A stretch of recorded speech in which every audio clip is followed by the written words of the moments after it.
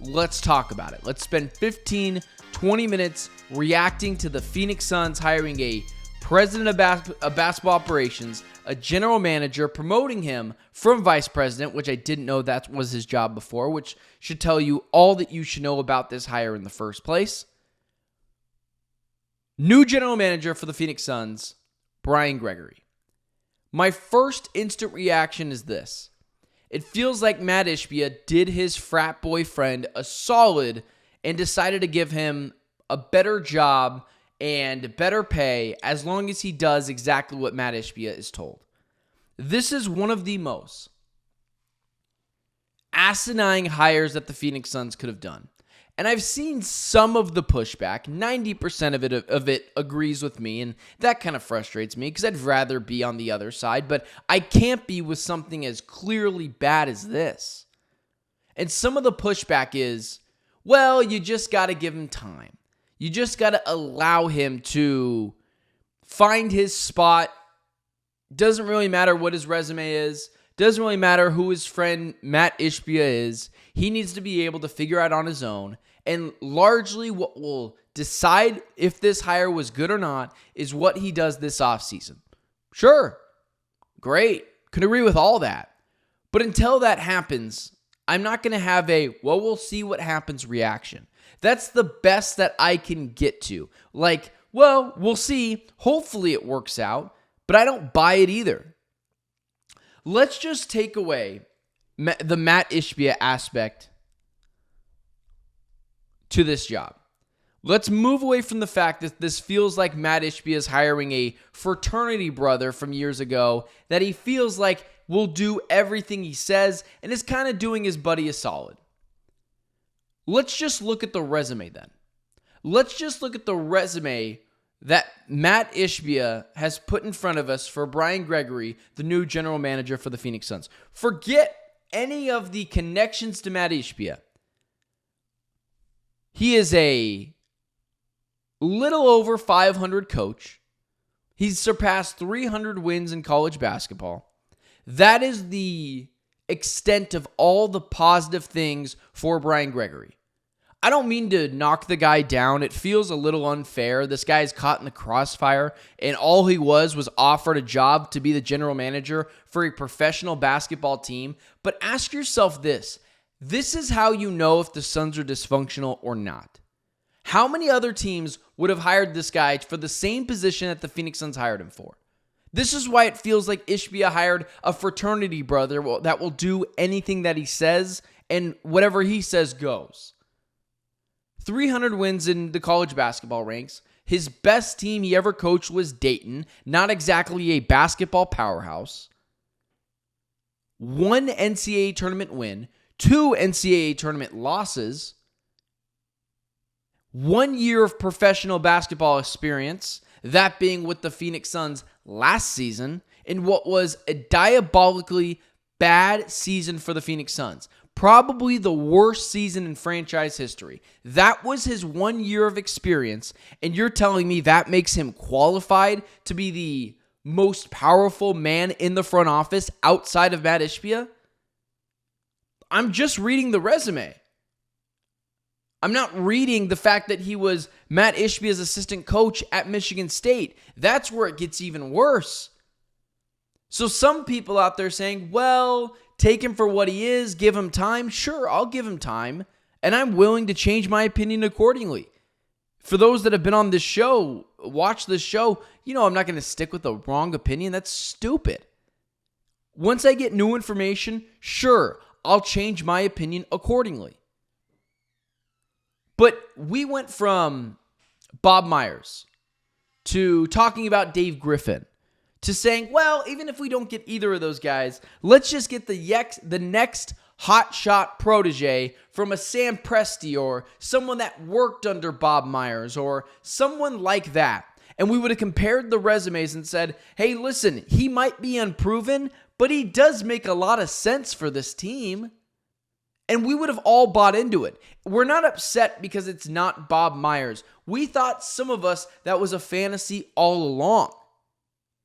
The problem is what you put in front of us. I find it hard to believe for anyone that is a works in that front office. I find it really hard that they put in extra legwork to find the right guy for this job. I just don't find that to be true. I don't.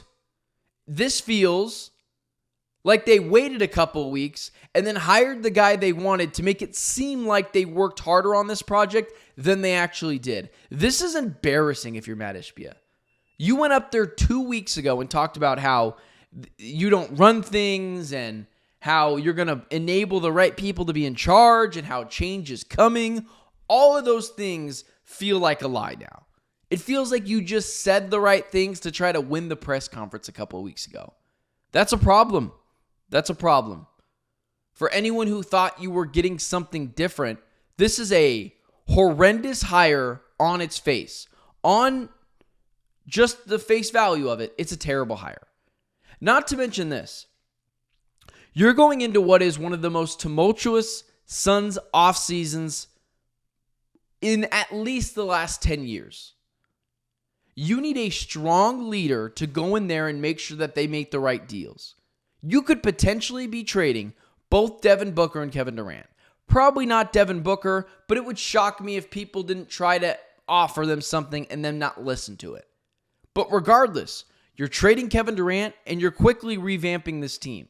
Would you feel better about Mr. Outside Hire, young protege hotshot under Sam Presti, or one of those bigger name GMs under Brad Stevens? Or do you feel better about Mat Ishbia's fraternity brother, who is also his assistant head coach over at Michigan State, to be able to run these things with 1 year of basketball experience and one NCAA tournament win?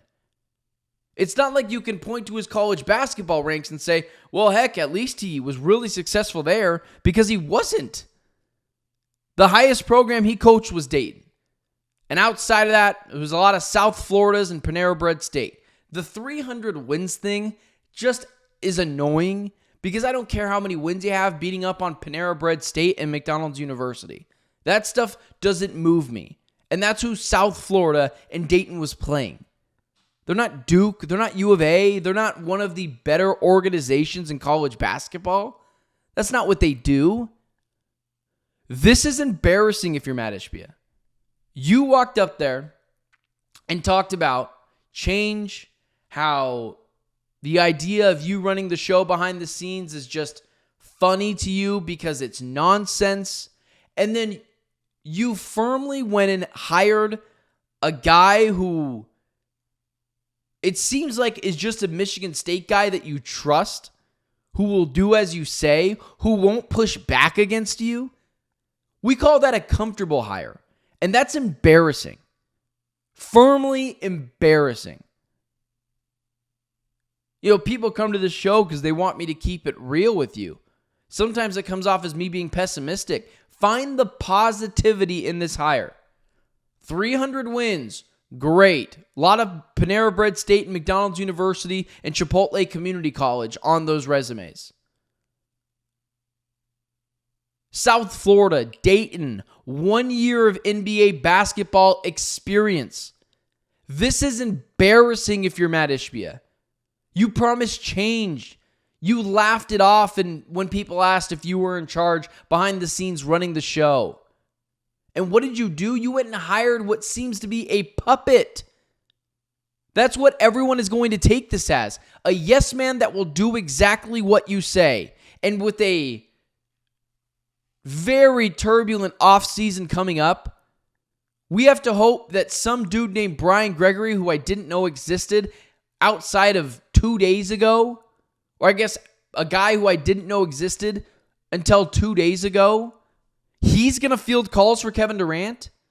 What are your rivals thinking right now? What are other basketball teams in the association saying right now? Oh, damn. The Suns just hired Brian Gregory? The Suns just hired someone who's got 300 college basketball wins. He coached Dayton, 1 year of NBA basketball experience. Man, we're screwed. That guy's going to get everything out of us. Or do you think they're saying, what? You hired this guy? Awesome. Someone pick up the phone for Kevin Durant. I think we might get a bargain on this one. Maybe he does well, and I'm willing to see it through. But all I have in front of me right now is his resume. And I can block off the Mat Ishbia ties. Sure. The rest of it ain't that good either. This is embarrassing. And I'm not so sure how you fix it if you're Ishbia, because you know this guy is getting a couple of years. He's getting time to screw up. He's going to get time to form his own opinion. This is asinine. It's embarrassing. And if you're a Phoenix Suns fan, you feel worse about the Suns' chances, not better. That's where it ends with me. That's where it ends. I am baffled that after everything Ishbia said, it's nonsense. And here's the worst part to it. I can no longer say I trust this front office anymore. I can no longer say I trust this office after hiring Brian Gregory as the new general manager of the Phoenix Suns. That sucks to say. And so then you're talking about